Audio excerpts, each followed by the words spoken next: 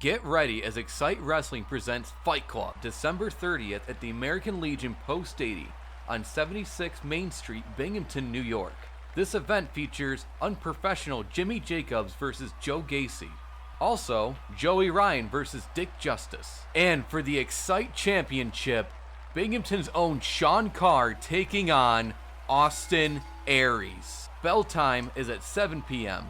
Tickets are available at excitewrestling.com/shop. That's excitewrestling.com/shop. And if you can't make it to the show, be sure to catch this event live on twitch.tv/excitewrestling. That's twitch.tv/excitewrestling. Get your tickets now before we sell out. Today's episode is brought to you by Gamefly. And for listeners of the show, Gamefly is offering an exclusive 30-day free trial that's one game out. And all you have to do to take advantage of this awesome offer is go to gameflyoffer.com/gimmick. Again, that's gameflyoffer.com/gimmick. And let's get to the show. This podcast is scheduled for one fall. Whoa, who let you out of the basement? Let me do this. This podcast is scheduled for one fall, and I'm still not reading any of this other crap you wrote, so just click your buttons and start the show. Welcome, everybody, to the Gimmick Table Rewind. This is a special bonus episode to all our listeners out there. Ooh. And we're going to sit down today with a guest from one of our prior interviews and catch up with them, see how things have been going. And we're so glad you could join us. Thank you once again. I am your host, Matt, and with me, as always, my lovely, lovely co-host. He is the Daffy Duck to my Bugs Bunny. He is none other than Bats. How goes it today? You're despicable. I'm sorry that it's duck season and everybody's got a gun pointed at your head. But yeah, don't make me go all Duck Dodgers on your ass. All right, settle down there. Guys, it's always on our minds. It's the Making Towns Classic, and it's coming to Nashville, Tennessee on May 12th of 2018. It's going to be featuring 16 of the best women in professional wrestling. You're going to get that all in one night. There's going to be one winner leaving with one crown, and you got to stay up to date. You can follow them on Twitter at the MT Classic, or find them on Facebook by searching the Making Towns Classic. Another good event coming up is we have the Vanguard Championship Wrestling. They're holding the 10th annual Lutz Memorial Cup. It's going to be happening on December 2nd, Bats. And our guest today, actually, Benjamin Banks, he's going to be teaming up with none other than Billy Gunn to take on the likes of Brandon Scott and Kevin Thorne. So if you live in Virginia, you're going to want to head over to the Norfolk Masonic Temple. It's on 7001 Granby Street in Norfolk, Virginia. And you want to support our good friend, our guest today, Benjamin Banks. The bell time is going to be at 7:30 p.m. You can get ringside tickets for $25 a day a show. General admission is $20, and kids 5 and under, they're going to get in for free. And you can also get your tickets at vcw-wrestling.com. So he's going to be tagging with Billy Gunn, Bats. Yeah, I mean, obviously you guys want to go see the Money Shuffle in person, right? Right, man. Yeah. Everybody needs to see the Money Shuffle once in person before they die. It should be on everybody's bucket list. Took the words right out of my mouth. So, guys, let's get to it. Without further wait, please join us in welcoming back to the Gimmick Table. He is Benjamin Banks. How goes it today, Benjamin? Yo, what's good? What's good? Thank you for having me back on the podcast, guys. How have you guys been? Great. Doing well. Anytime I feel like this is just your second round out of what's going to be, 10,000 times on the podcast because we plan on going forever. We're going to be 70 years old rocking out. We'll schedule it now. You'll be back for episode 10,000. That's a lot longer than you think. That's not actually. Like, thinking about it now, I mean, like, that's on some Hogan and Ric Flair type stuff, man. Like, just keep on going at it. Right, but if we're going to be Flair and Hogan here, I'm going to be Flair. You're going to be Hogan because I feel like you're going to go bald way before me. I mean, well, that's why I keep the hair low, so that way, if I do need to cut it off and I start going bald, like I don't have nothing to hide. You know what I'm saying? And you're not the first person to say that to me. One of my boys just said that to me recently, said because he's bald, and he was just like, I'm gonna go bald with the way that I'm going. I was just like, no, I'm not. Or excuse me, I was referencing Bats as being Hulk Hogan and me being Ric Flair. Oh, okay. I'm sorry. I'm not going bald, though. I'm the real champ. He's just, I have a lot of hair. Well, look, man, me and Bat, it's like we're in negotiations with Jeffrey right now about getting this tag team match set up and, him coming out and managing us because, growing up, he took real good care of me. And, I think it's time to go ahead and bring him back into the fold. Actually, speaking of our little tag team feud, my partner, Dewan O'Neal, and the OG, and by OG I mean the original guest, Seymour Snot, recently took care of you and your partner. In fact, you hightailed it right out of the ring for a countout. So what happened there? So pretty much what happened was this was at Rage Wrestling Warriors, and I'm in a stable there called Mayhem Inc. And it was me and my boy Tremor against Seymour Snot and Juggernaut, and we were getting the upper hand on them and whatnot, and then they started cheating and trying to come back on us, and I was just like, forget this, we're saving our energy. I need to save my energy for the main. Well, I didn't say the main event at that point in time, but pretty much I cashed in my Rage Bowl opportunity to go after the heavyweight title that night, which I lost. Yeah, that sucked. So I lost 2 times in one night. So you lose 2 times in one night, and you expect to beat myself and Dewan with only the help of bats? Like, come on. What do you expect to happen here? Well, the first time, we decided to leave, so me and Bats versus you guys, it's like, we're going to be at full strength. You're going to have Goku or Vegeta, Super Saiyan God, Super Saiyan. You know what I'm saying? So it's like, y'all ain't going to be able to stop us. And I've been Juggernaut before. Right, but he's got me now. Yeah, but that's the whole point, is he's got you, and Benji has me. So basically, I'm going to take you out within seconds. It'll be over. It's not, and then it's gonna be way. Benji versus Dewan, and then I'm honestly just gonna jump on his back and try and get him distracted, So that's really all I got to offer at that point. All right, Bats. There's a problem in your logic, Bats, and here it is. I'm just gonna bring my cat Dot with me, right? And I'm basically just gonna shove her in your face until you have an allergic reaction. Boom, you're out, and then you're not gonna be able to beat his wrestling ability and my shenanigans. I'm sorry, Benjamin. Your shenanigans are nothing. My shenanigans are impeccable. All I got to say is not cheating if you don't get caught. That's all I got to say about that. Oh, it's not going to be cheating because we're going to beat you fair and square in the middle of the ring. Yeah, well, I'm talking about it on my team, though. Well, it's like if we don't get caught, it's not cheating. We don't even have to cheat. Plead the fifth. You will have to cheat, Bats, because if you remember the poll we put up from your original episode, he actually had no integrity and voted for himself. That's not cheating. That is cheating. You telling me Donald Trump didn't vote for himself? It's different in the presidential election, all right? I feel like Twitter polls have far more integrity than the presidential election at this point. Well, yeah, that's no argument there. You can even say Facebook polls. Facebook. I like Twitter better. Hashtag wrestle Twitter. And speaking of Twitter, you also called me out on Twitter. Yeah, that's true. Yeah, I did.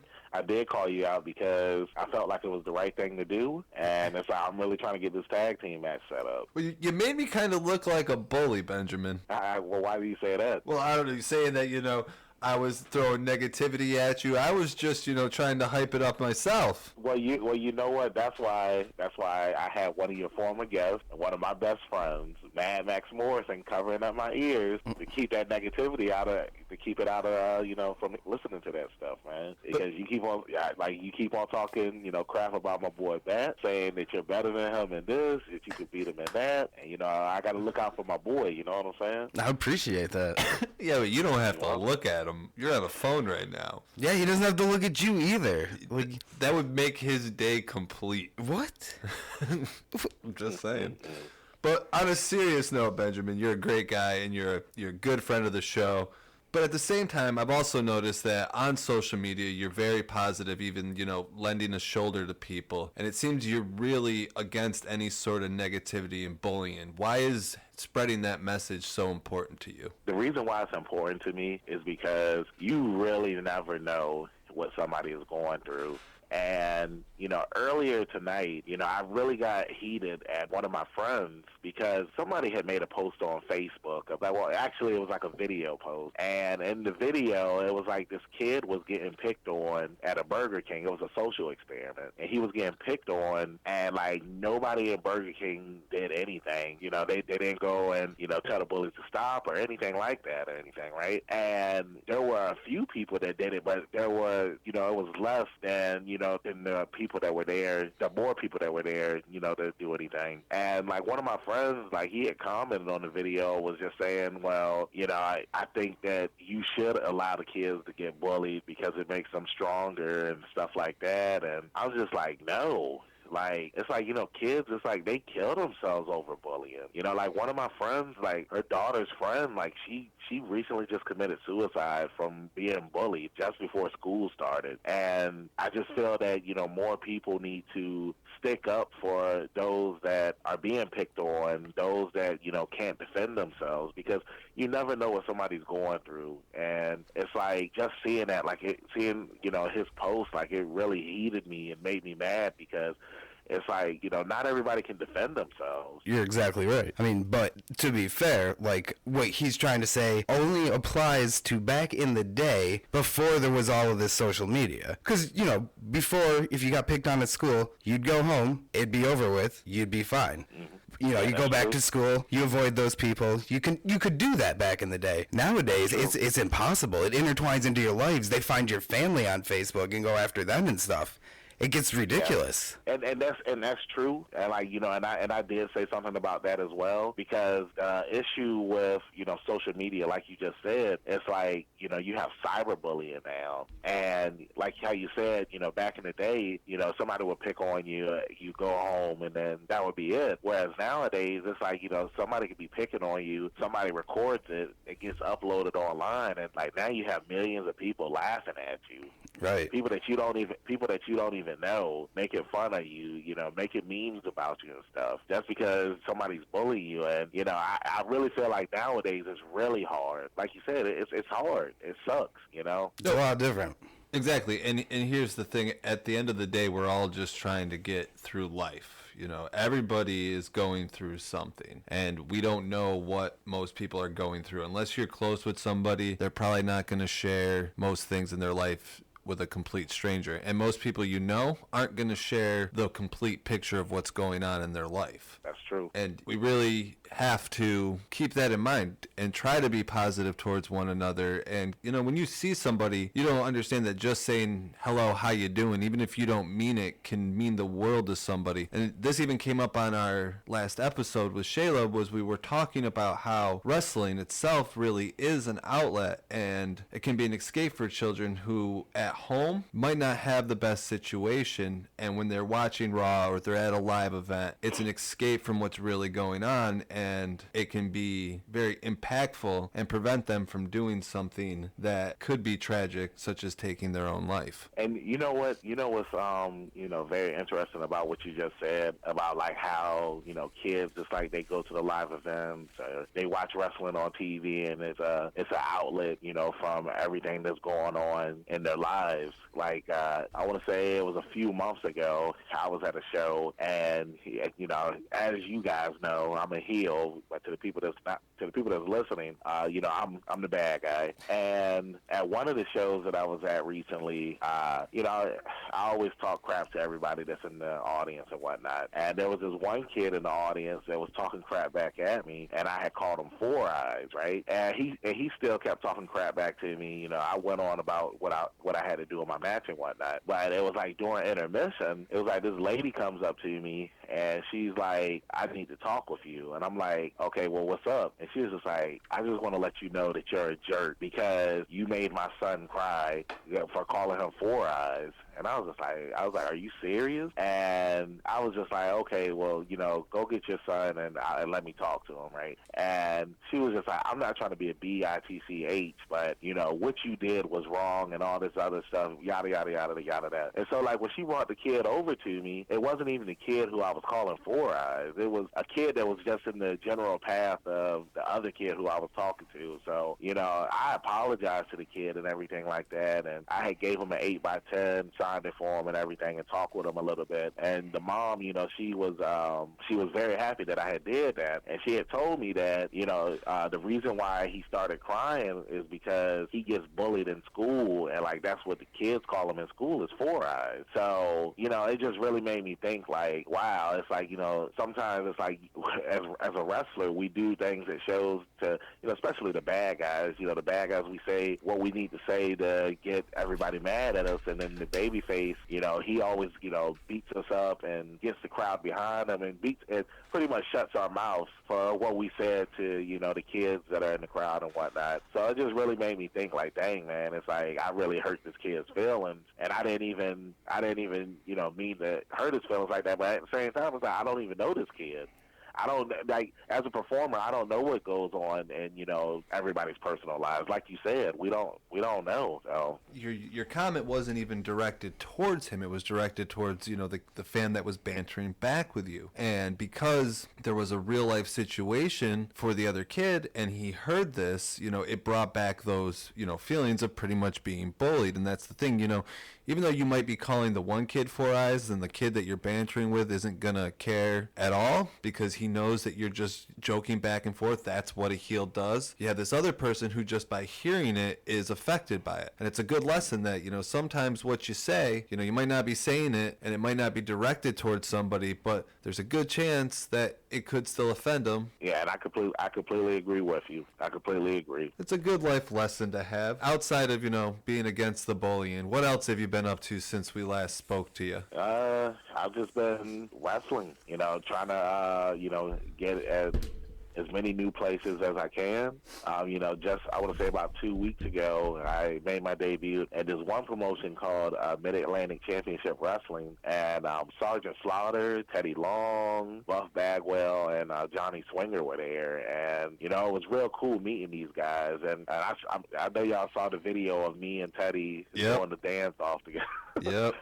Yeah, so you know, it was really cool meeting all of those guys, man. And you know, Teddy Long, like when I had met him, I had told him that, you know, the Money Shuffle is like, you know, he's like the inspiration behind the Money Shuffle. And you know, he told me, like, you know, why he started doing his dance and everything. And the reason why he started doing his dance was when his grandson was a baby. It was like he had got him this toy, and when he was in the toy, he was bouncing up and down in the toy, and he was just doing this weird, he looked funny when he was doing it. So Teddy just started doing what his grandson was doing to make him laugh, and he was just like, hey, you know what, let me take this on TV and see what happens with it. And he got the dance over. And it's kind of the same thing with the Money Shuffle. Like when I first started doing the Money Shuffle, like people thought it was dumb. You know, they didn't know why I was doing it. They thought I was embarrassing myself, and it got over. And it's like, man, I have fans coming up to me all the time doing the Money Shuffle, and you know, people, the same people that used to say that it was dumb, like they're doing the Money Shuffle. So, you know, if you really work hard at getting something over, I mean, it's possible to get it over sometimes, not all the time. Right, not everything's going to work, but I think that's more of a testament to you as a performer than it is to the Money Shuffle itself, because like you said, people thought it was dumb at first, but you were able to turn it into something. It's kind of like how,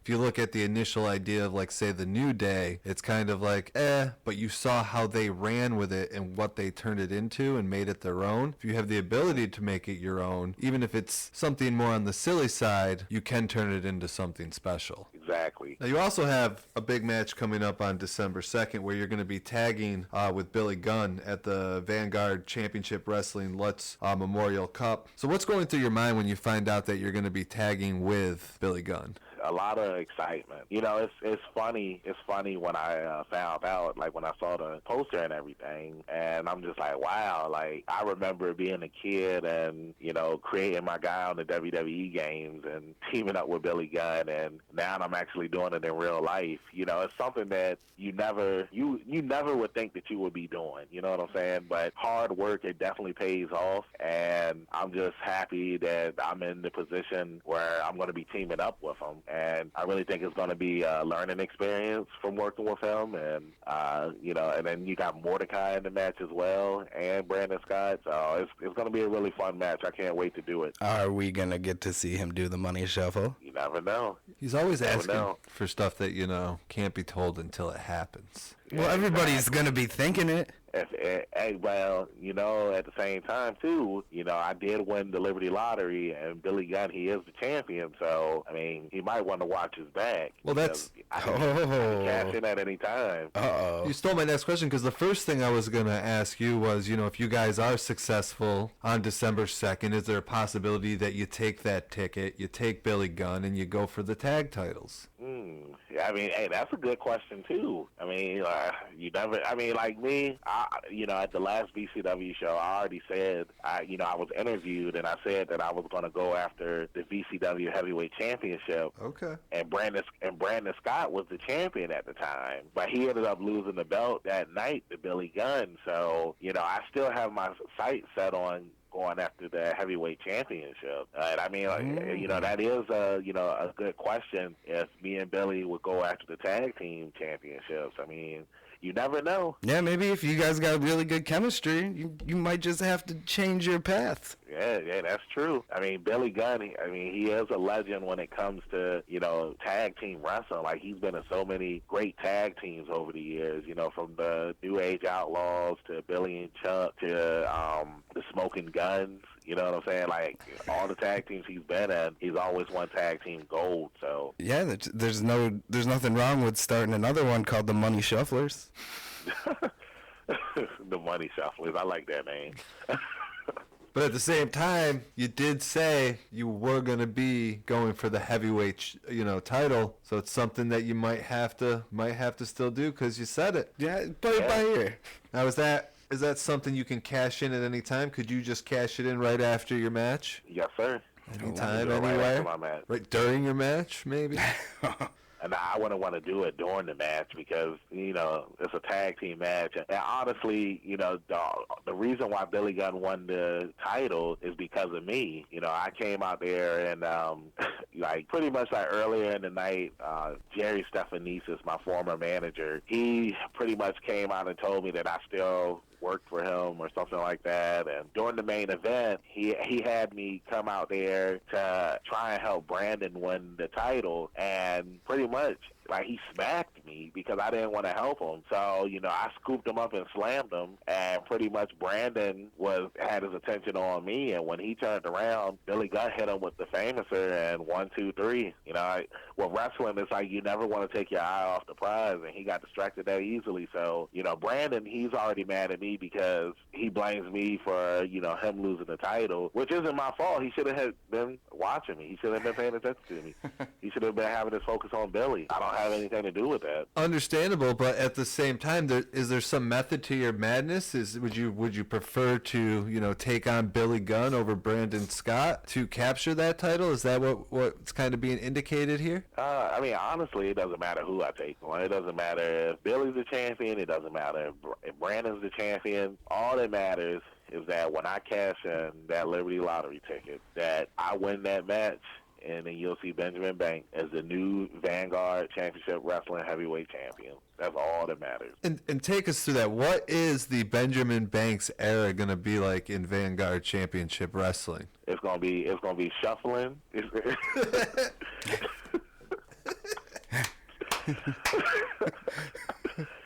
gonna be money shuffling all over Vanguard Championship Wrestling. I want everybody to, be on the shuffle train, and I'm just gonna do my thing, do what I do best, and just pretty much powerhouse through everybody that's on the roster. And anybody that wants to come after me, I listened to the episode 18 earlier this week, and Juggernaut, he was up there running his mouth. So hey, if I'm the champion and Juggernaut wants to have another shot at me, he's more than welcome to come and get that rematch. Because like I said, I beat him before, and if I beat him before, I can beat him again. Well, in his defense, I feel like him and I were both trying to be respectful to you and Bats, but Bats just kept poking at us to where we had to stand our ground. So, no disrespect to you, Mr. Banks, but your partner, has quite the mouth on him. I don't even think He's the Enzo Amore of this group. He's writing checks that you certainly aren't going to be able to cash. I have nothing to say about this here. Just say you plead the fifth. That's what I always say. 1, 2, 3, 4, 5. Just plead the fifth. Well, that's fine. That's fine. All right. Another thing I want to talk about, though, this is the 10th annual Lutz Memorial Cup. What is the significance of this tournament, and what does it mean for the winner? Pretty much like how the Lutz Cup started was it was a trophy that was dedicated to Adam Lutz's father, and Adam Lutz, who just recently passed away. He was the music guy at Vanguard Championship Wrestling, and pretty much this is like a tribute to him, his father, and that's the reason why this is the last tournament. And like I said, you win a trophy, and with that winning, you automatically get a shot at the Vanguard Championship Wrestling Championship. So you got 8 guys, and they're all competing to win that trophy at the end of the night. And actually, last year I was in the Lutz Cup, and I made it all the way to the finals, and I won. Technically, I won. He did. But Ron Simmons did the right thing. His nose into business that he should have been sticking his nose into, caused the match to be restarted, and I ended up losing. So, but technically I won. That's another story for another time. It's not so much he stuck his nose where it didn't belong. Like myself and my tag team partner Dewan, he's an upstanding citizen. And he wanted to make sure that the right thing was done, and the right thing happened. Justice prevailed, and you didn't win. You call that justice? Let's not talk about the negative. See, that's why I need Max right here for me right now. Get off my boy. Because I got you, bro. I could reach right across this table and smack that grin right off his face. Yeah, because that's why I called you out. That's exactly why I called you out. Because it's like I'm trying to you brought me up here to interview me, and I hear you come with this negative energy. Yeah, this is not an attack. It's not Matthew. It's not negative energy. It's just my promo skills are on fire tonight. Oh, God. I'm like Rick James, and you're Charlie Murphy. He's not here to defend himself, though. That's unfair. Yeah, it's like you're being like a keyboard warrior, right? I mean, just give me a reason to hit him. I'll do it. Wow. Now we're threatening violence. I'm just trying to hype our match. Oh, yeah, you were attacking my buddy Benji. I'm not attacking anybody. I'm just trying to hype our match. That's not cool. That's not cool. I'm just hyping the match, trying to make it so people want to go out and see it, because we're going to have to Floyd Mayweather price this, all right? You hear this? That's me shuffling some money, getting ready right now. The truth is coming out. The truth is coming out. Well, you got to get that Floyd Mayweather money. He was just sitting here preaching about, being honest and being positive and all this stuff. That's just his gimmick. Talking about him and Juggernaut and hey, got to eat. What? No, you don't. You're vegan. I still got to eat. No, you really don't, because everything you're doing is not actually eating. Yeah, I still consume it. It still goes through the digestive process. You're consuming things. I wouldn't call it eating. All food is consumption, man.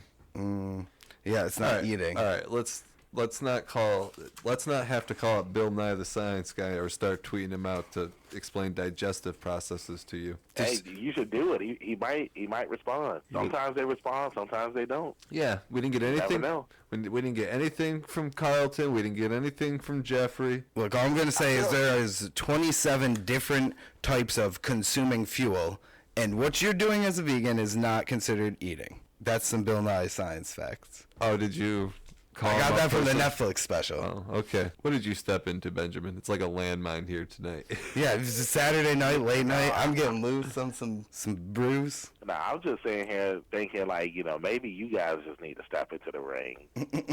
just have a good old fashioned one-on-one. Maybe I should be the one to put Matt through the table. No, I don't trust you. I don't trust you. So, Why? I'm just It's gonna. going to be a TLC match or a Matt's table match? Matt's going match? through a table at 10,000 downloads, and we are very close to that number. Yeah, like 1,000 away. Almost exactly. I think 1,001. And another thing you've done on social media, outside of, slandering my good name, is you've started the Fat Man movement. How did that come to be? I don't know. You don't know? Didn't you start it? It just happened. It just popped one day in your head? Nah, I'm messing with you, man. How it started, you guys know Barrington Hughes, right? Yes. Now, that's another funny thing. I met him through you guys. After that, like, me and him, we became pretty good friends. We're trying to actually, team up. I'm from Virginia, and he's from Florida, but we're trying to get to some wrestling promotions as B&B Suplex Factory. And, we're two pretty big guys. And, one day I just hit him up, and I was just like, look, man, I kind of feel like you really don't have that many, bigger wrestlers, like larger than life wrestlers, like fat guys, like you used to have back in the day. Like, back in the day growing up, you had guys like King Kong Bundy, the Natural Disasters, Yokozuna, Viscera, Mark Henry.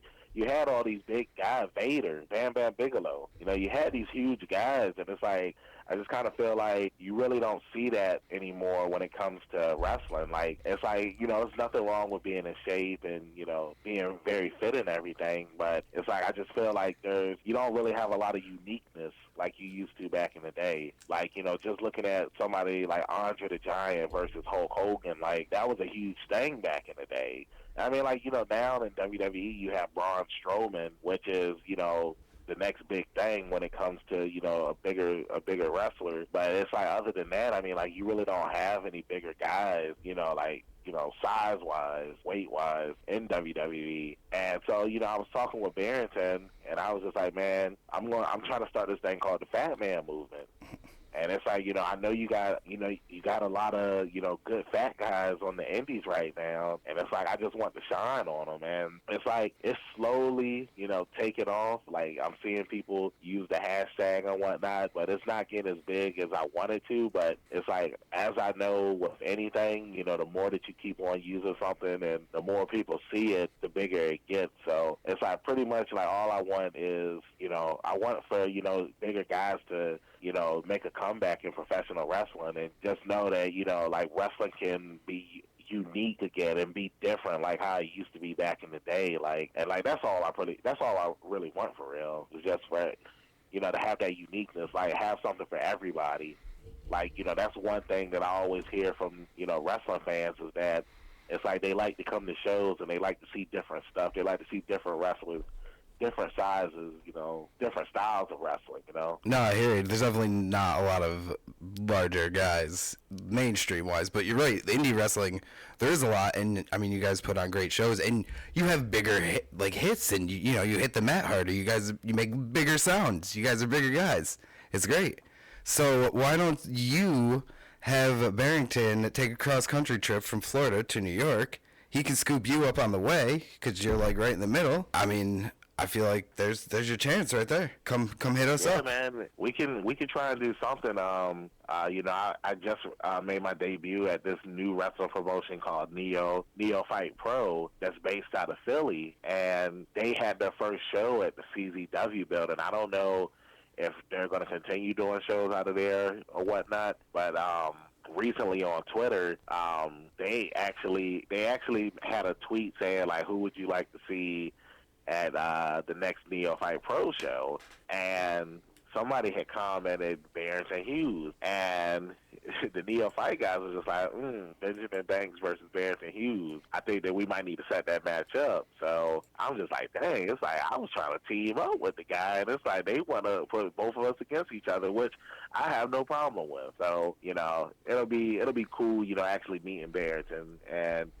through the power of Twitter and through the power of the Gimmick table, you're meeting people worldwide, and you're bringing people together. So that'll be a very cool moment. Dun dun dun dun. We are like the social media gurus. Yeah, man. It's like since after being on you guys' podcast, like, so many people have followed me. I followed them back. I've met so many interesting people on Twitter. And I actually just reached 410 followers, so that's pretty awesome. Well, I'm glad we could do that for you. I mean, mean, I didn't know we were such an influence. Yeah, y'all the first podcast that I was on when I really started using Twitter like that. Like, back in August, I was at, I want to say, like 200, like probably like 220 followers, and I just reached 410 today. Yeah, today. So it's pretty cool. Now, Bungie, I don't want you to feel bad here, but we have taken a lot of podcast V cards since you. So just, you're just one of the people on the list with that. No, sorry. Well, I appreciate that. Yeah, as Bats likes to put it, you're just another notch on our microphones. I didn't want to say it, but... But you mean more to me. That's not how I view you. He never speaks for me. No, that's not true. You're one of the special ones, Bungie. Yeah. We always look into your eyes when we talk to you. Thank you. That's why, I always make sure that when I put pictures up online that, I always have my eyes front and center. Tell us about some of your craziest fan experiences you've had. The craziest fan experience. You want to know what's funny? Is that I was just out on, not just out. I was just on Tapped Out Wrestling. I know that you're pretty good friends with those guys over there. There. No, don't. Right? No, Bats, don't. Yeah, Nick, Myron, you are the men among. They're acquaintances men's. of ours. Again, Bats cannot speak for me, okay? And as I represent the Gimmick table, and he's just here, they are great gentlemen. See what I do? Yeah, because I was on one of their podcasts. How dare and you? Nick, he was putting you guys over. Oh, what? Yeah. That's what they do. That's what, we're one big happy community of podcasters. There's a good group out there that just want to help one another. We understand that each other's success is going to help one another. That's what it's all about, man. It's just like the wrestling business. Yeah. Just like the wrestling business. A lot less painful. Yeah. A lot. Well, I don't know. I mean, it can be painful if you guys fight or anything. Like, have you ever seen Anchorman? Yeah. Like, remember, like when all the news reporters were fighting in the alley? I mean, is there something like that for podcasters? Like, it's getting to be y'all goddamn meet up and have, ridiculous. like, a battle royal?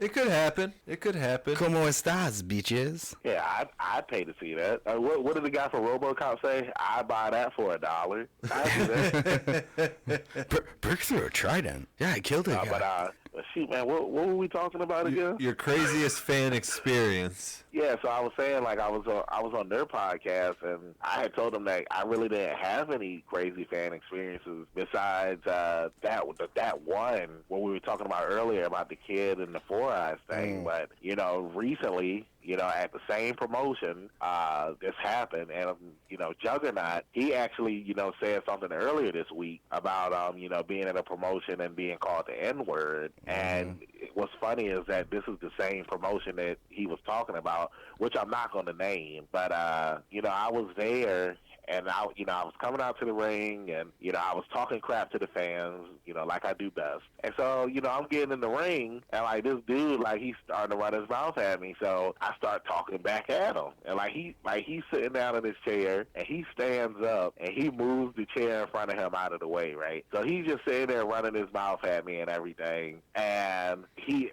gets to the guardrail. So I'm still running my mouth at him. And I was just, I'm like, you know what, old man? I was like, you sitting there running your mouth, how about you get in this ring and do something about it, right? And this dude, he unhooks the guardrail. He unhooks the guardrail and starts approaching the ring, and he starts reaching behind his back. Oh. And like whenever you see like somebody reaching behind their back like they're going for a gun or a weapon or something, like that's what he was doing. And like I'm in the ring, and I'm like, what the fuck? And like the sad thing is like there was no security out there at all. Because if there was security there, they would have stopped the guy from unhooking the guardrail and walking towards the ring. And now the thing is, I was already inside the ring. Now I know you see these videos online where they say, when wrestlers attack fans and stuff. Now, if I was on the outside of the ring, then that would have been a different story. Like, I would have took that guy out. But I'm inside the ring, and in the middle of the ring, mind you, and he unhooks the guardrail and starts, reaching behind his back like he's going for a weapon. And I'm like, what do I do? Because it's like I felt defenseless there because, if he did have a gun, I couldn't defend myself. He didn't have a weapon, right? I don't know. Like, what ended up happening happened was the guy who I was facing, he came out to the ring and he saw what was going on, and he told the guy, he was just like, "Hey, just go sit down. I'm going to take care of him for you." And the guy went and sat down, and I was just like, wow. I'm like, dang, like I made that guy that mad, as a heel, just sitting there talking crap to him. In his defense, you said do something about it. That is true, but it's like at the same time, like, I've been wrestling now for 5 years, and most of the time it's been as a heel, and I've always told somebody to get in the ring and do something, just to, to egg them on and everything. And and then this is the thing too. It would have been one thing if he would have tried to get into the ring. I could understand that. But when you come behind the barricade and the first thing you do is reach behind your back, right? You know what I'm saying? It's like, okay, like now I'm scared because it's like, what can I do? There's nothing you can do, because I don't know if he had a gun or not, but if he did have a gun, then I could have lost my life just from talking shit to a guy sitting in the front row. Well, not the front row, but just sitting in the audience. Right, like you said, come at me, like don't murder me, come get power bombed. Yeah, come get in the ring. Yeah. That's some Stone Cold and Brian Pillman shit when Brian Pillman pulled the gun out of the office. Right. Yeah, just said we're having technical difficulties. Oops. Yeah, but I mean the responsibility falls on the promoter to ensure there's security, and you don't have fans, unhinging the barricade and trying to come. And in if the they ring, do, they get tackled right away. right, or threatening to pull a gun. Exactly. Yeah, there was no security at the show, and But thank God your opponent had some hostage negotiating skills there. Like, yeah, I know, right? Like, he said, he was like, "Hey, did you see that guy? the guy running up on you?" He said he had never seen anything like that, and I was just like, wow. I'm just like, I mean, I guess and like, especially like like I said, I've been wrestling now for 5 years. Like, I've never had a fan do something like that to me. Like, I've got into some, verbal, some verbal altercations with fans, but never anything to the point where somebody was acting like that they were about to pull out a gun, especially at a wrestling show in a room full of people. Just because I called him a stupid old man, like, oh, I'll show you a stupid old man. Well, we're glad you're still alive. We're glad that we can have this gimmick table rewind with you. That wouldn't have been good. Bats would then be on a 2-on-1 handicap match against me and Dewan. Hey, y'all might want to get that old man as y'all's manager, man. We're a little more classy than that. We don't just go pulling guns on people. You wouldn't know what to do with a gun. You'd be surprised. No. What does that even mean? You'd be surprised. You've shot someone before? Don't worry That's about it. what you're trying to say? Don't worry about Oh, okay. Found the real bone thugs over here. Don't worry about my street days, all right? Your street days. Having metal shows and Chinese buffet. In the early 2000s was rough, man. It's like everybody had guns at that point, man. Right. Yeah, man. It's like you couldn't trust anybody in the early 2000s. But remember, that's what Stone Cold used to say. Don't trust anybody. Don't trust anybody. Exactly. Don't trust anybody. I mean, you saw Brian Pillman pulled the gun out on him. Yeah. I mean, and that was his best friend. It was the Hollywood Blondes. Don't trust anyone.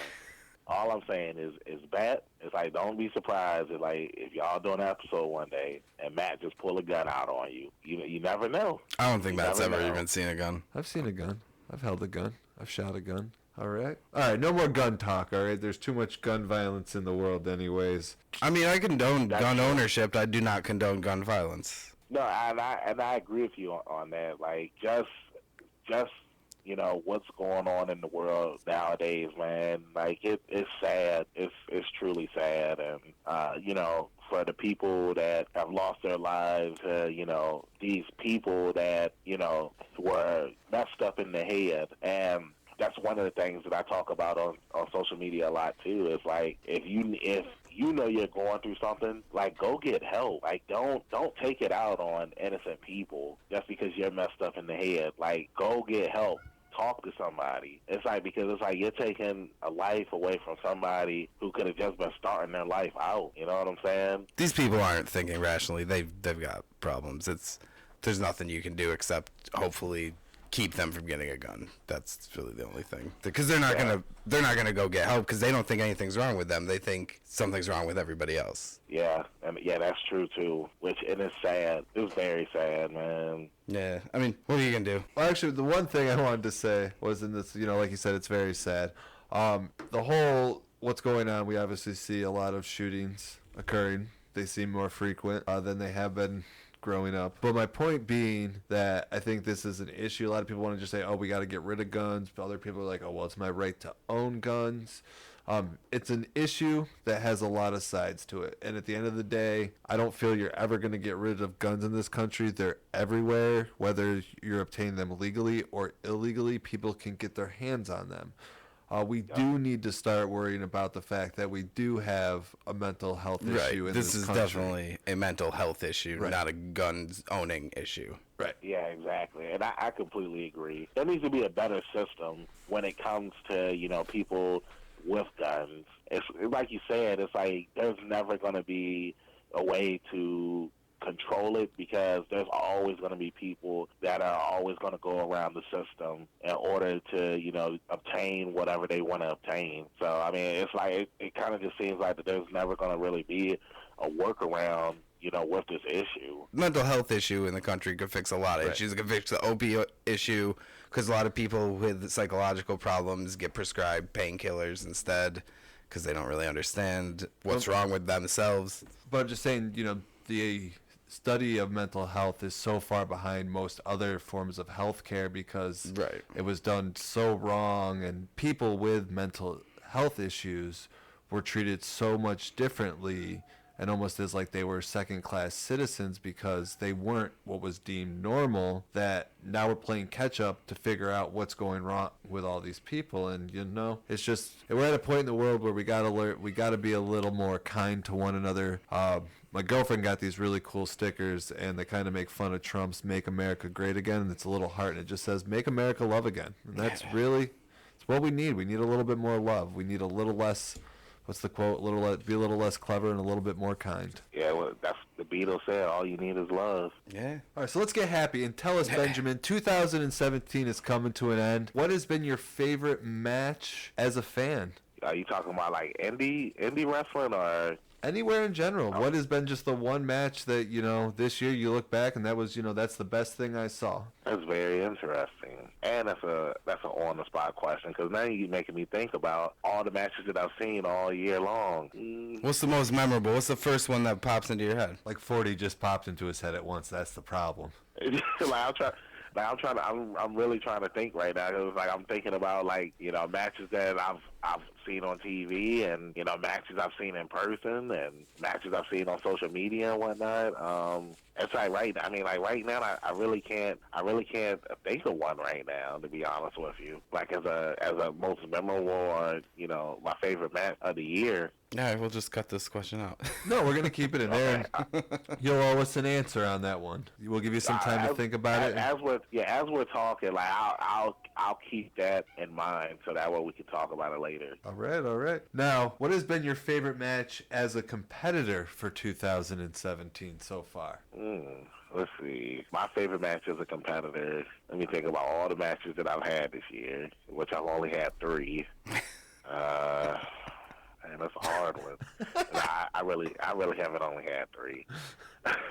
I'm gonna say a lot of training camp. It's getting towards the end of the year there, buddy. Okay, so my favorite match that I've had this year, it was a match that I had it back in April. It was against Phil Brown. That's another wrestler here from Virginia, the Platinum Icon, man. It's like the guy, he's like a legend here in this area, and I faced him before back when I was D-Money, when I first started in the business and everything like that, but I've never faced him as Benjamin Banks. And I faced him as Benjamin Banks, man, and I really enjoyed the match. And, he really enjoyed it as well. And, he just told me, like, he was proud of, how far that I've come in my career and how much I've grown. And the match, it was a really good match. I went out there and I gave him my all in the match, and he gave it his all. So, I was very proud.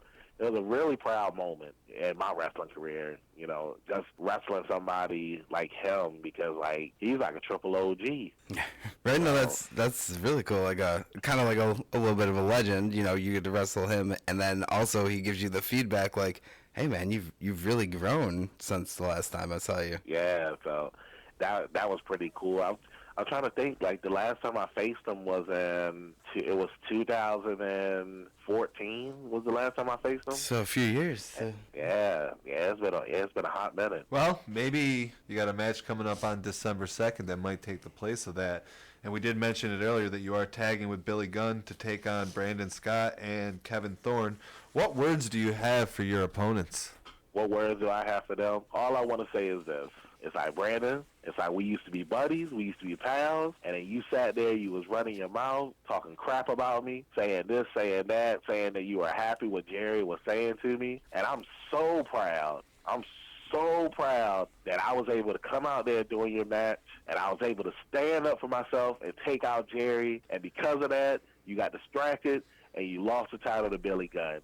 So I'm so proud. I'm so happy that Billy Gunn is the Vanguard Championship Wrestler Heavyweight Champion, because now you have somebody who's a champion that's not going to cheat, that's not always going to rely on somebody else to keep that belt in his hands and around his waist. So I'm just so happy about that. And Kevin Thorne, you were running your mouth on Twitter talking about you like beating up Billy Gunn, and then I'm going to add a bonus to be beaten up on December 2nd. Well, I want to prove to you that you're not going to be beating me up, because I'm Benjamin Banks, the man who makes it rain, the king of the money shuffle.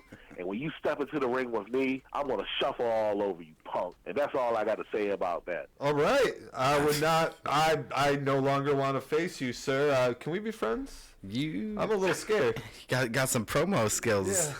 Yeah. Are we good? Are we good? Like, you and I? Like, you place bats? Why do you want a co-host anyways? You went for a co-host and a butler when you could have the real star of the show, and we could just take everyone out. No. He's my partner, dude. What are you trying to weasel your way in here? You know what? You talk like that, I'm going to get all your buddies on our side, and we're going to have a whole crew to go against you. Bring it. You DM me later, Benjamin. You can go through 10 tables. Yeah, all right. What other events you got coming up, Benjamin? Actually, that's the last one that I have right now for the year. Going into 2018, like, I'm trying to just get out more. I'm trying to, visit some new areas. I'm trying to get down to Florida, and hopefully me and Barrett can do something down there. 2017 has been a really good year for me in wrestling. I've been able to, venture out to some new areas. Like, just a few weeks ago, I made my debut at Neophyte Pro, which is in Philly. So nice. That was really cool, because I've never been to Philly before. So 2018, I'm just trying to travel as much as I can and just get my name out there as much as I can. I really want 2018 to be my year wrestling wise, because like I said earlier, I've been doing this now for 5 years, and it's like I'm just ready to be a shark in the sea instead of being a fish in the sea. You know what I'm saying? Right. You want to, just continue to grow, continue to progress, have more people become aware of you. Start Exactly. building the Benjamin Banks brand. I've been hitting up a lot of people, so I'm just trying to get out there. Like, that's all you can do is just try to make moves. Try to make moves and just keep on doing this while you can, because you can't do it forever. Right. Everything's got to come to an end, so you got to kind of just put yourself out there, because if you don't, opportunity is going to pass you right on by.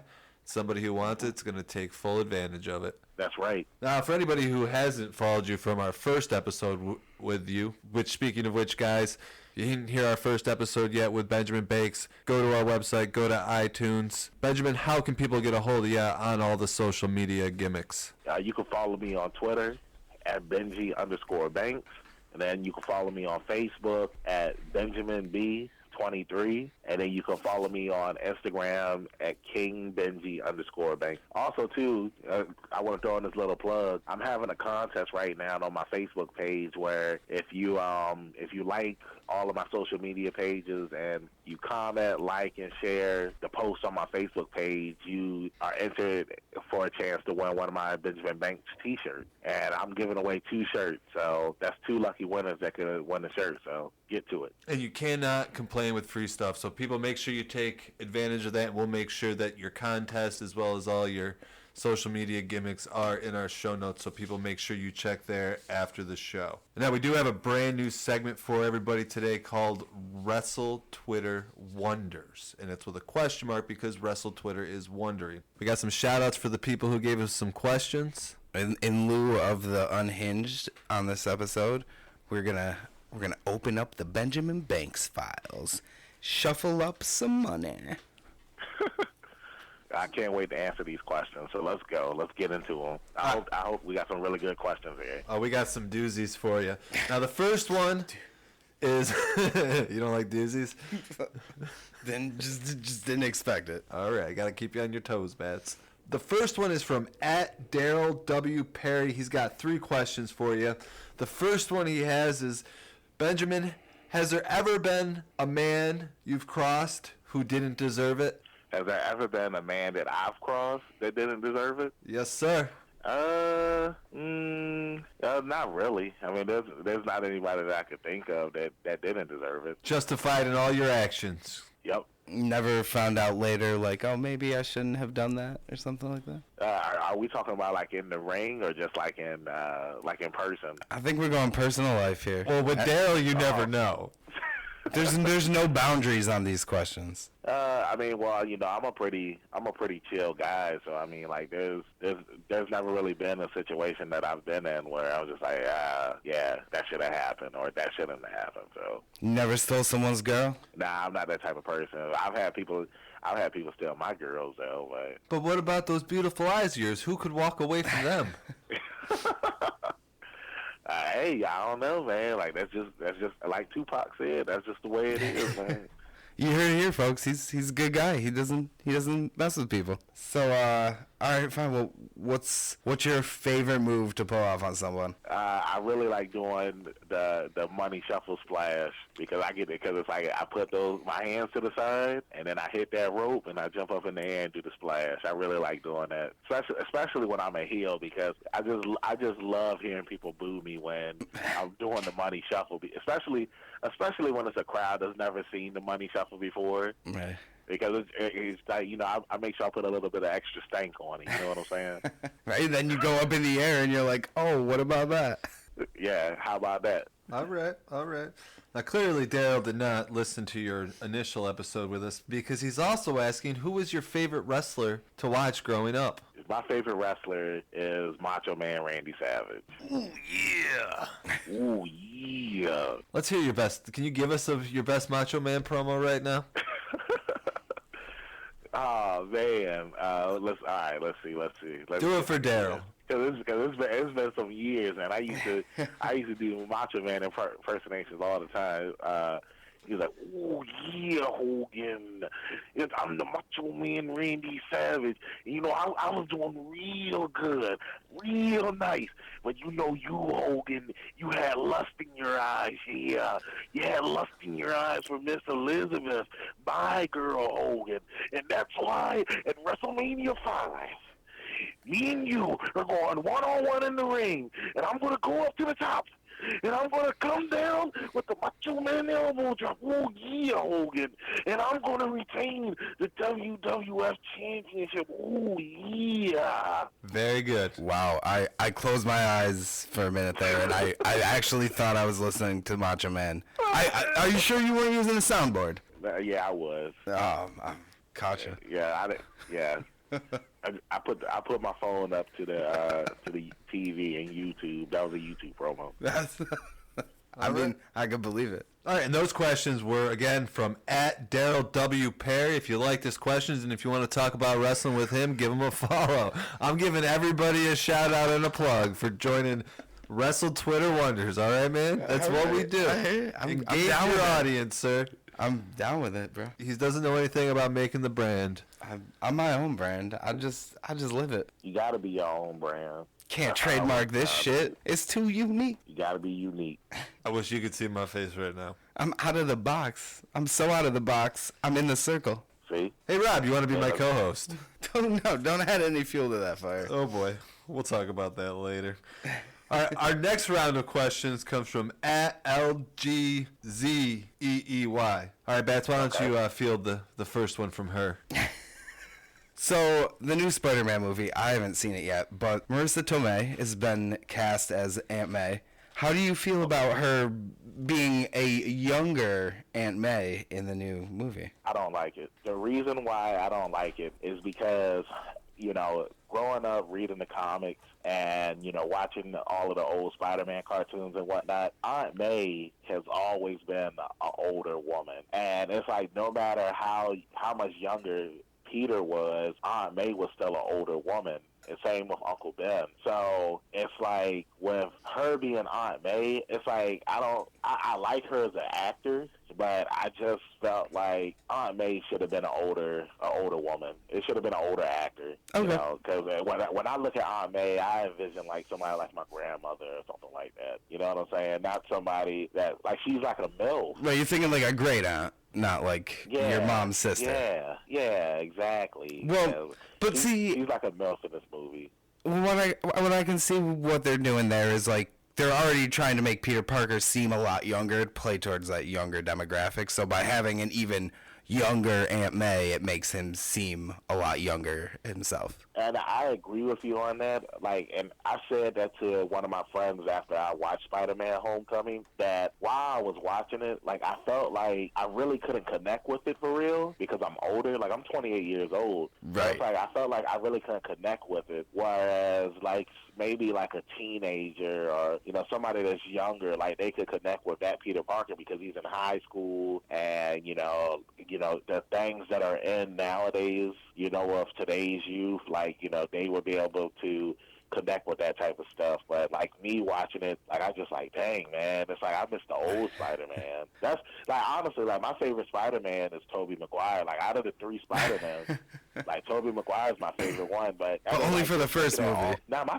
favorite Spider-Man movie is Spider-Man 2. I believe that's a lot of people's favorite Spider-Man. As long as you're not as long as it's not the one where he's doing the dance number and everything. Yeah, Spider-Man 3. Yeah. Like honestly, like out of the three Spider-Man, I feel like Tobey Maguire was the best Peter Parker, and I think Andrew Garfield was the better Spider-Man. Yeah, okay. And now with Tom Holland, I don't know. Like I just kind of feel like he's a Spider-Man for the new generation when I look at him. Because, like I said, I couldn't connect with him at all. Well, I mean, also they got Spider-Man off the Sony franchise there.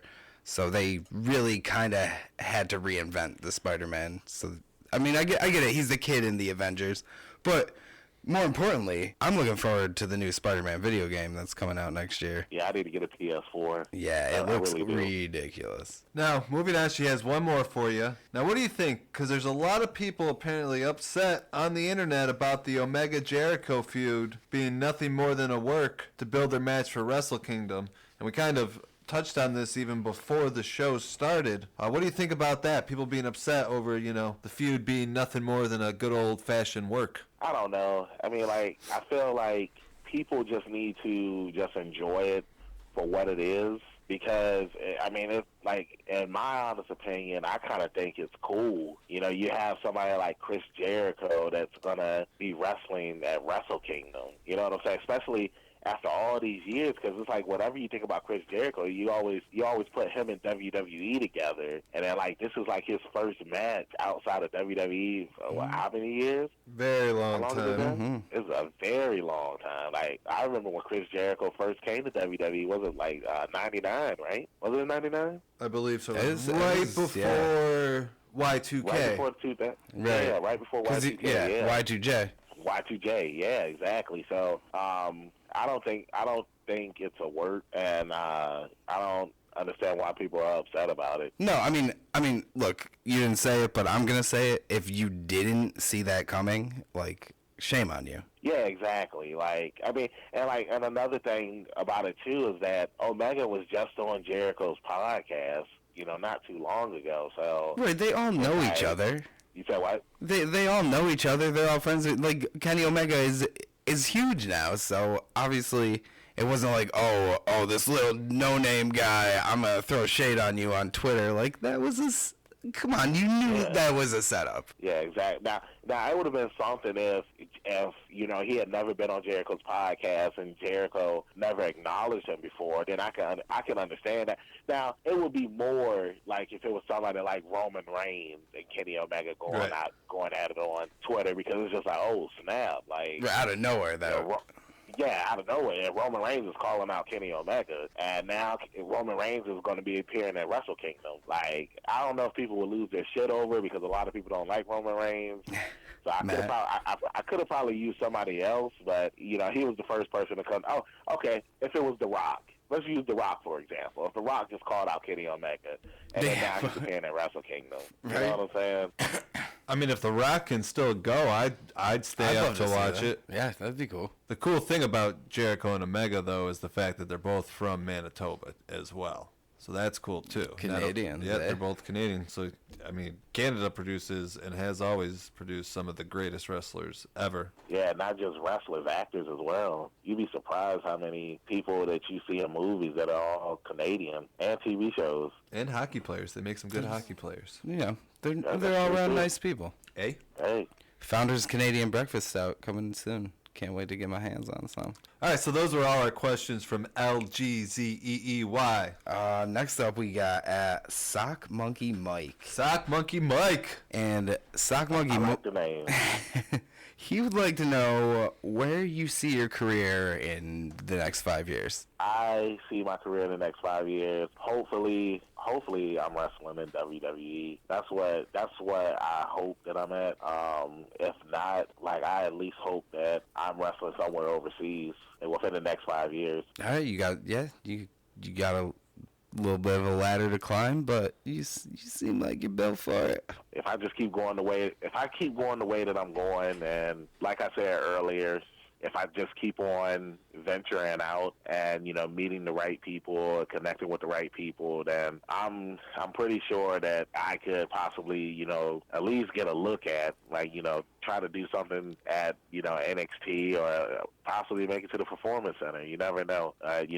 Last week I got some really good advice from Teddy Long and Sergeant Slaughter, and Teddy Long gave me some real good advice. So if I can just keep on, meeting people like him, and, people that are still connected with WWE, you never know. It's like with any career, you got to grind, and when you get those opportunities, you make the most of them, and you get yourself out there. Yeah, you definitely got to take the ball and just roll with it. And you got to be consistent with everything that you do. So, yeah, that's where I see myself at in the next 5 years. Well, we hope to see you there. I hope so, too. I believe it.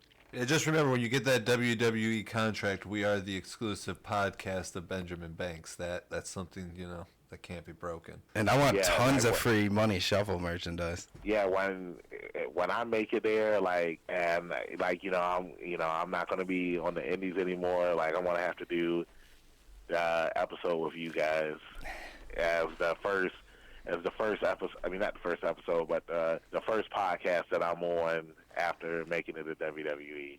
All right, we got that on recording, so we're gonna have to hold you to that. All right, cool. All right. Now that was our question from @SockMonkeyMike. Everybody give him a follow. It's a great name. He'll appreciate it. But now we have @Wessorama, and he wants to know what your favorite classic television show is, Benjamin. Now, if we're talking shows, like we're talking like like TV sitcoms and stuff, not cartoons or anything. Right? I think that's a TV show. I mean, we already know you got a little bit of a penchant for the Fresh Prince of Bel-Air, so we'll steer clear of that. Exactly. That's your TV sitcom, so yeah, pick a cartoon show, man. It can't be Dragon Ball Z either. God. Yeah, I was gonna bring up both. You know what? I'm cutting both of those out from under you right now. You know what? I'm going to do a threefer. I'm going to do a threefer. Okay. All right.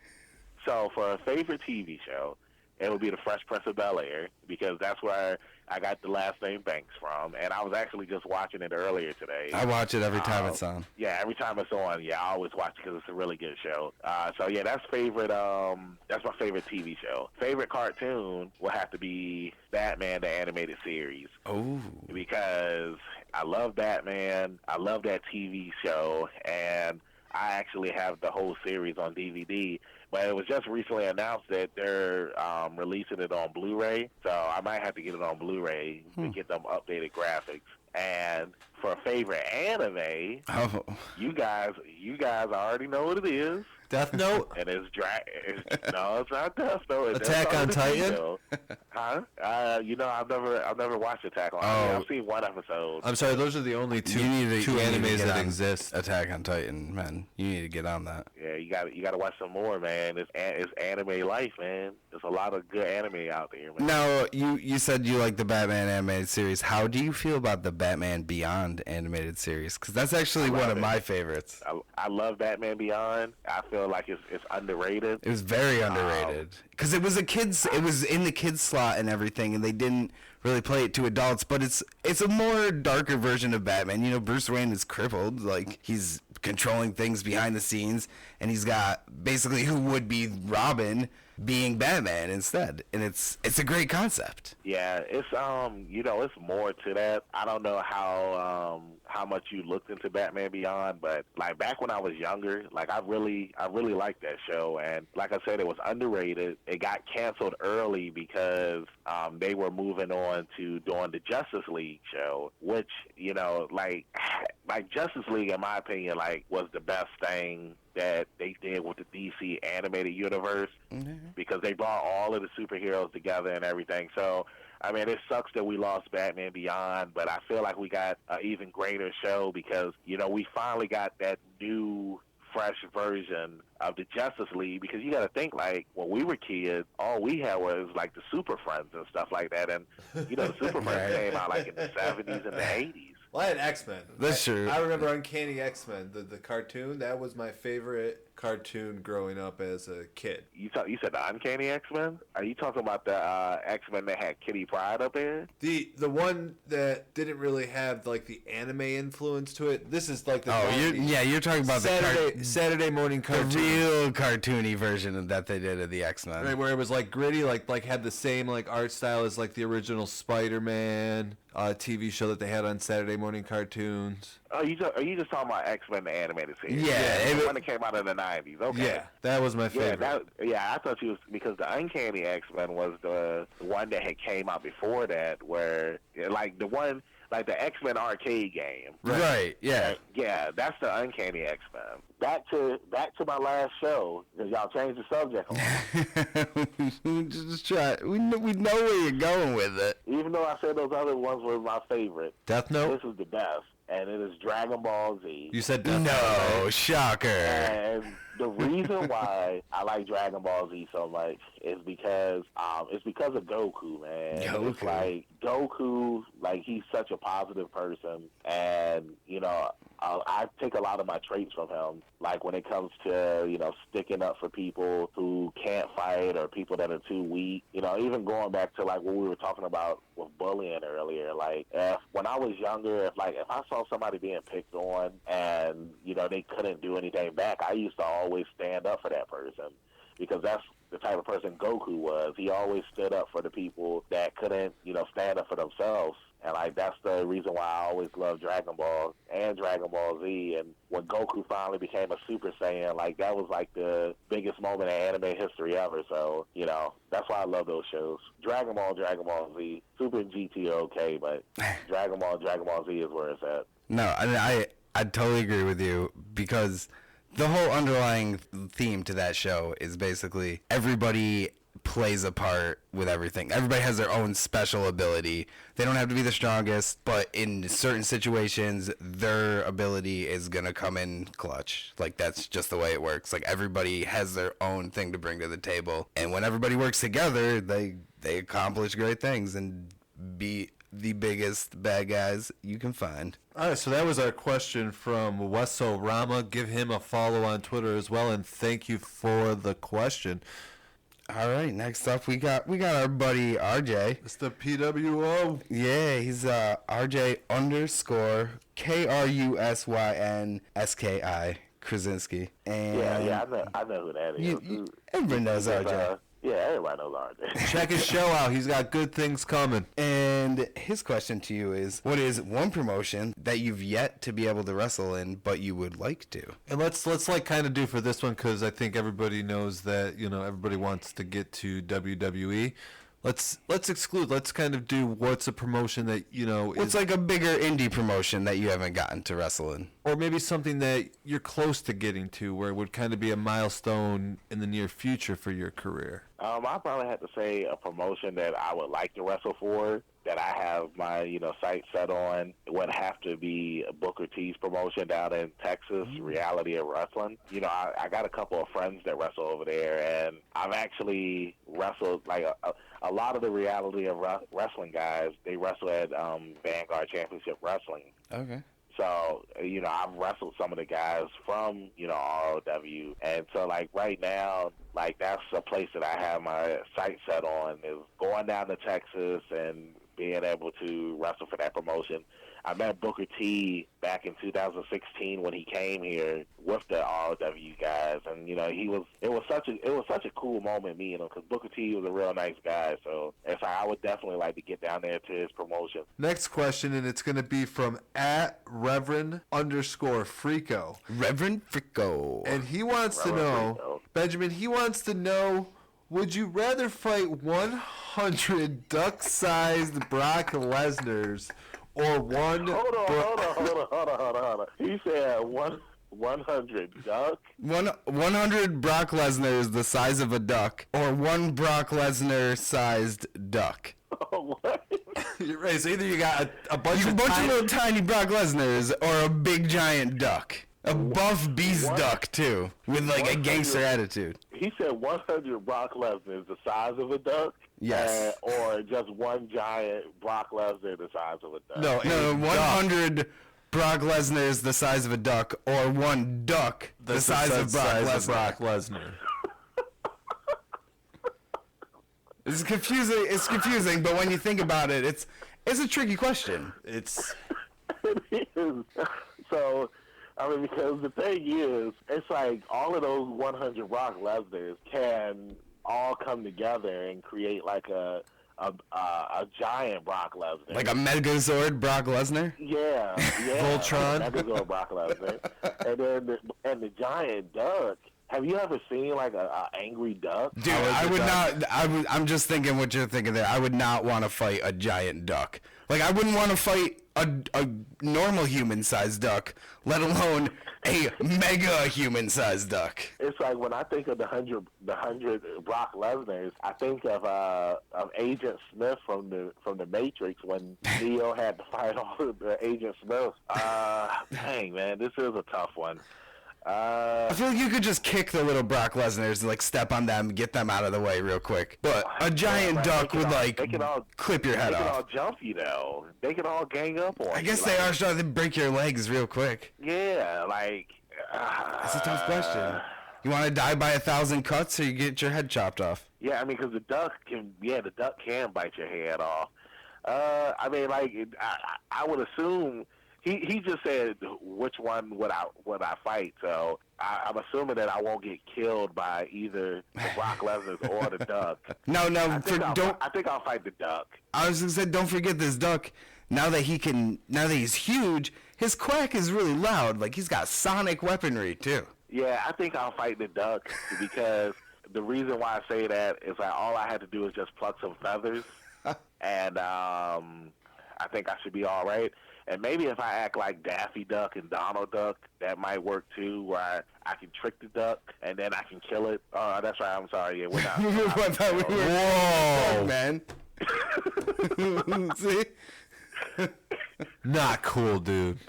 All right, well, I guess The feud is back on. all I'm taking from this conversation is you're really scared of Brock Lesnar, even a bunch of tiny little ones. Yeah, I'll take the duck. And so then also I could do the thing with the duck where I can put up like a rabbit season and it's duck season. rabbit season, duck season. And then I can keep on saying it's duck season. You know what? I think that might be my best bet is to, dress up like a bunny and then just get the duck really angry to the point where he gets pissed off, and then I keep on insulting his intelligence, and then he'll just leave me alone. So I think I would go with that because with the 100 Brock Lesnar's, I just think that's just a tough fight. But ducks aren't even that big. You kick them away. Plus, what if it was like Howard the Duck? You think you can fight Howard? I don't know because with Howard the Duck, I mean, like he's a martial artist and he's efficient with weapons. Yeah, man. So, yeah, I wouldn't want to fight Howard the Duck. That's what I'm saying. That's a giant duck right there. That's what you're getting into, fighting a giant duck. But Howard the Duck is about, like, the same size as Donald and Daffy. Okay, so what about, like, a Brock Lesnar-sized Howard the Duck? Yeah, then that's an issue. Because that's who, what, is he going to take me to Quackmare City? Oh, you done.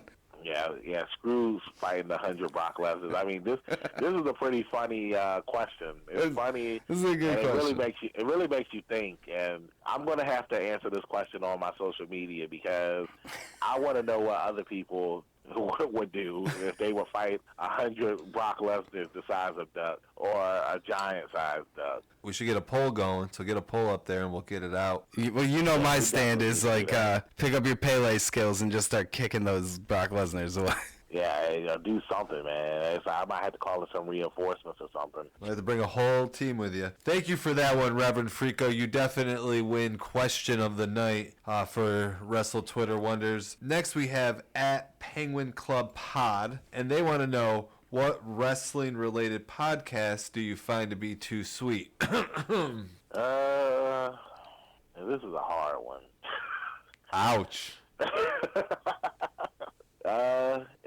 If I had to choose a podcast that is too sweet, it would have to be my favorite podcast. It's a group of guys, and it's called The Gimmick Show, starring. Oh, I'm sorry, not The Gimmick Show. Yeah, no, it is The Gimmick Show. No, it's The Gimmick Table. No. This is called The Gimmick Show. Oh. Yes, it's The Gimmick Show.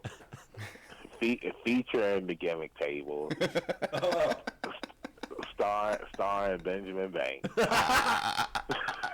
That's my favorite podcast. This episode is going to be called The Gimmick Show. I'm going to rework the logo to The Gimmick Show. I was thinking about, because going back to Brock Lesnar, when he first came back to WWE, he told them that he wanted Monday Night Raw to be called Monday Night Raw starring Brock Lesnar. And I just thought that was like the funniest shit ever. Because it's like, fuck all the other guys that's on here. Y'all are all just support characters. I'm the star of this shit. Well, I'm glad that you appreciate our show so well. You can't have it. I don't know why people keep trying to take our show from us.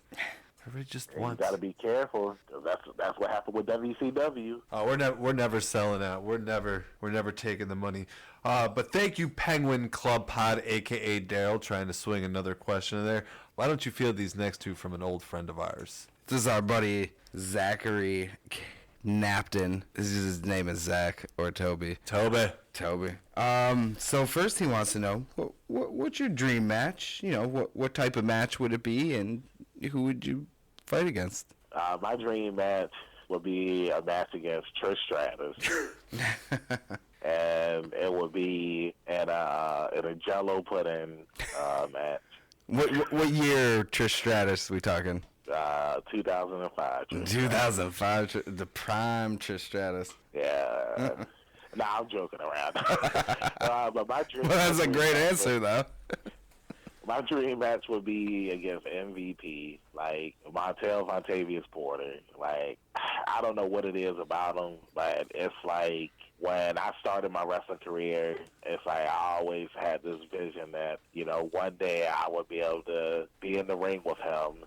Because, back in the day, like when wrestling was starting to kind of get dumb to me and not as fun as it used to be. It's like, MVP had came along, and it was like at first I didn't like him because, like the outfit that he had, it reminded me of a Power Ranger, and I was happy when he changed his outfit to something different because it didn't remind me of a Power Ranger at first. I mean, a Power Ranger anymore. But the match that really made me like him was when he faced Chris Benoit at WrestleMania 23. I remember, he was no, he wasn't the United States champion yet. Chris Benoit was the United States champion at the time. And it was like when MVP came to the ring, he used to come to the ring with a Jumbotron. And it was like a bunch of cheerleaders came running out of the Jumbotron. And then he came running out of it doing his thing and everything. And I was just like, yo, this guy is the shit. And it was like after that, it's like I liked MVP after that. And then plus, he had a new outfit, too, when he faced Benoit at WrestleMania. And it looked way better than the first two outfits that he had. So it was like, after that, man, like MVP became like one of my favorites. And I actually had the opportunity to meet him when I first started in my career. And, he offered me some really good advice. So it's like, it would really be cool if I can ever get the chance to face him one day. Hopefully it will be soon. And that's all I got to say about that. That'd be cool. All right, yeah.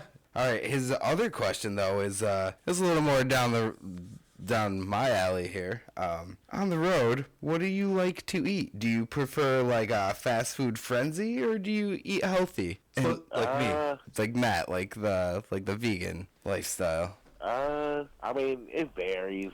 It like honestly, like being on the road, like sometimes, I mean, you'll go to wherever you can find, because it's like some places like you won't, there might not be anything, but if I can eat something healthy, then like I'll get like a sub from Subway or something like that. But if there's nowhere around and like the only thing that you see is like fast food, then that's where I'm gonna go. I hear. All right. Well, my favorite place is Taco Bell. So what's your favorite? Probably Wendy's.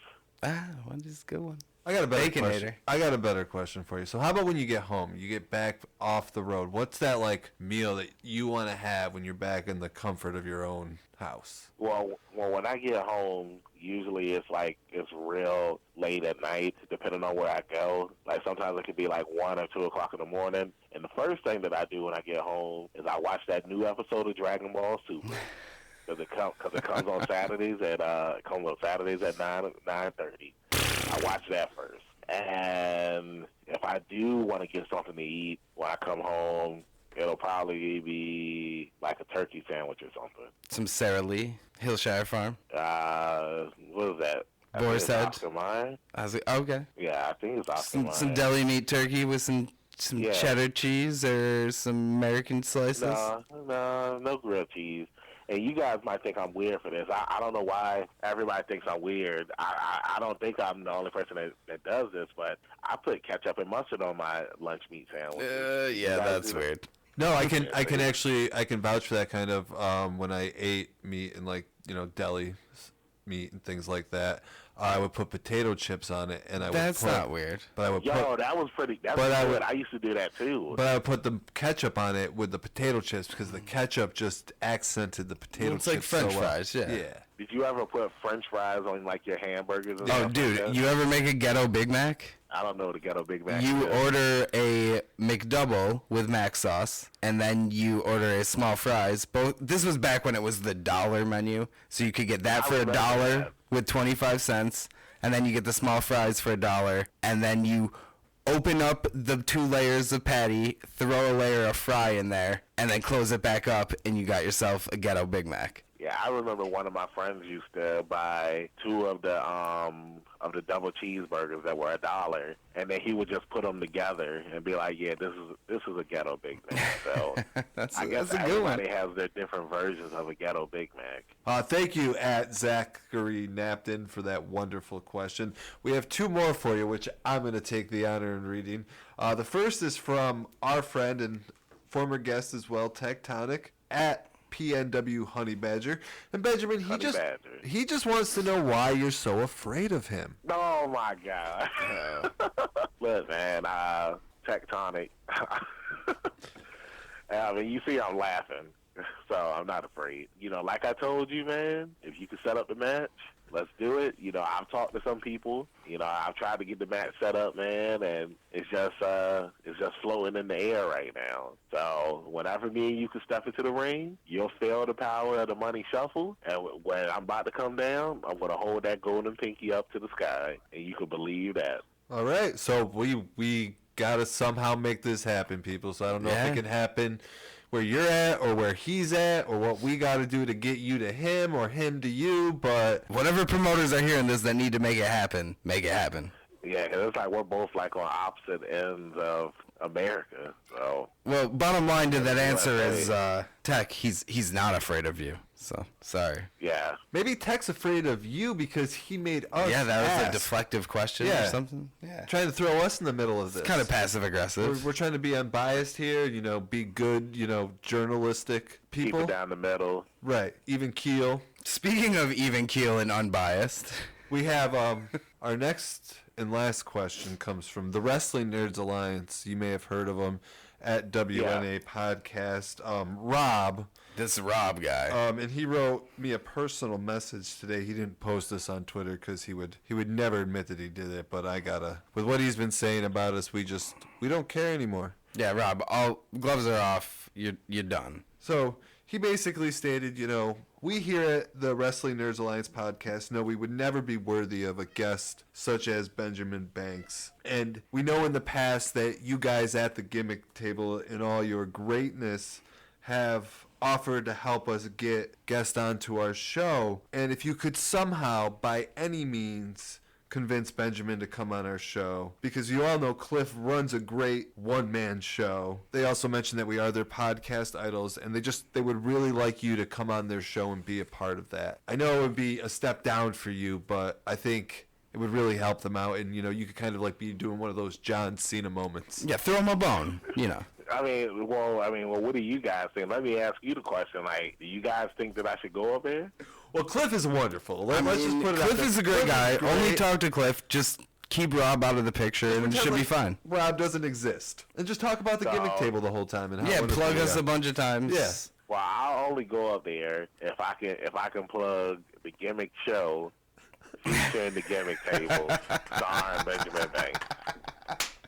We'll allow it. You're part of the family.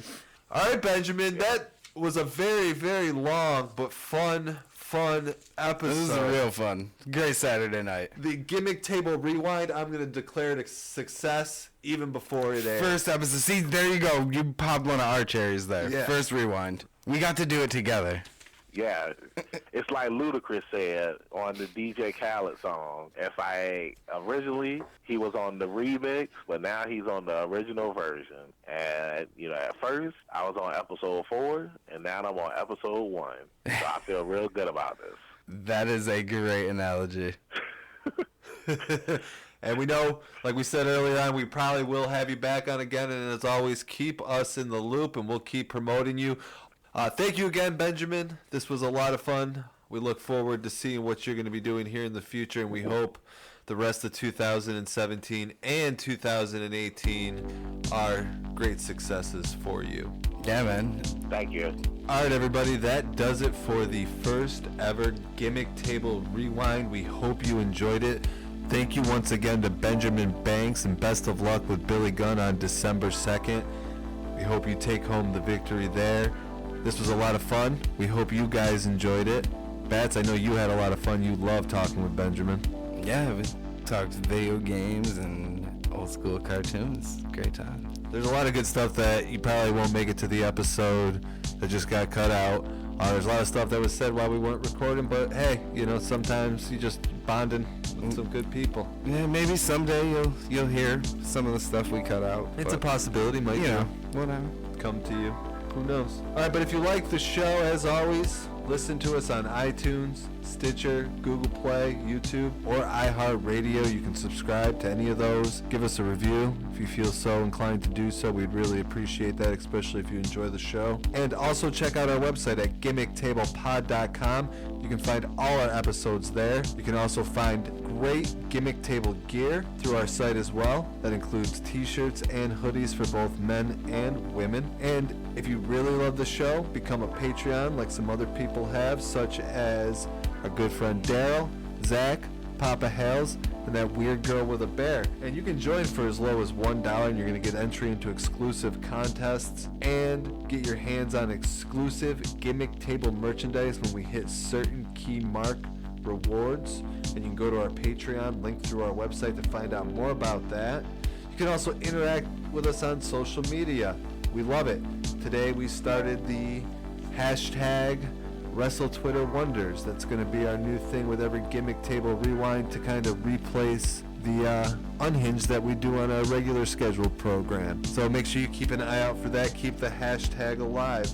You can find us on Twitter, speaking of that, at Gimmick_table. We're also on the Facebook Gimmick. Just search the Gimmick Table Wrestling Podcast.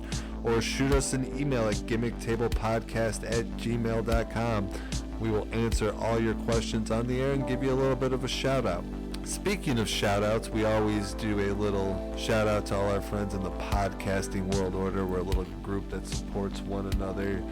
This week, though, they actually sent in pre-recorded plugs, and we're going to, instead of doing it ourselves, because, you know, we're getting to a level where we really don't have to. We don't have time for that. Right, we don't have time for that. For the rewind, we had them record their own plugs, and we'll clip them into the episode. Yeah. So you guys, we're going to play those for you now, so we hope you enjoy.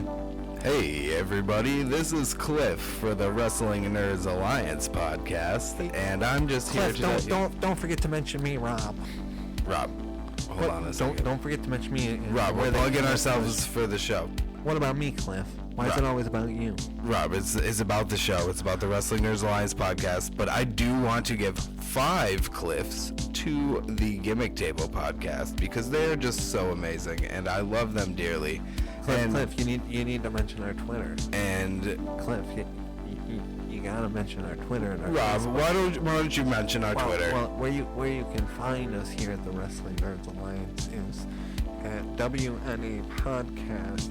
That's our Twitter handle, and on Facebook at Wrestling Nerds Alliance. You can just search that, and you can download the show because you can listen to it with your ears on iTunes, Stitcher, Google Play, or Podbean. Oh, that was very insightful of you. I'm so glad you wasted our only spot on here. And look, time's up. And I just want to say, I think it's unfair that they always say it's a one-man show. I'm a part of this show just as much as you, Cliff.